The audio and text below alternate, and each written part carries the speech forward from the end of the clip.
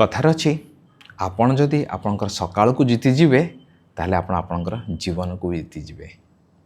साधारणतः आम तो सका उठू बहुत लोक गोटे अभ्यास उठला मैंने फोन देखिए, खबर कागज पढ़े, टीवी न्यूज़ देखिए।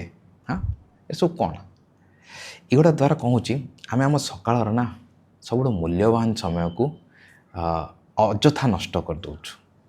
तो आपन प्रश्न आसो ताले आम करिया कथा कौन देखु सकाल ना बहुत पावरफुल आपन मन से बड़े शांत थाए।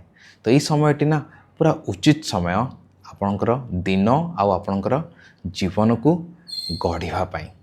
तो कौन कर प्रथमे सका उठिले ना टिके शांत मन रे बसिबा, मेडिटेशन जदि करि बहुत भल, किछि नहले आखि बंद करिकी शांति रे बसिबा 2 मिनिट पे हो 5 मिनिट पे हो शांत मन निज निश्वास प्रश्वास उपर ध्यान दबा शांत।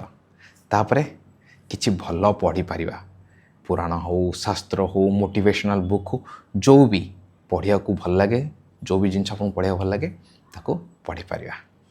द्वितीयटी कौन कर पारिबा व्यायाम, कहीं व्यायाम आम शरीर मन दुईटी को सुस्थ रखे।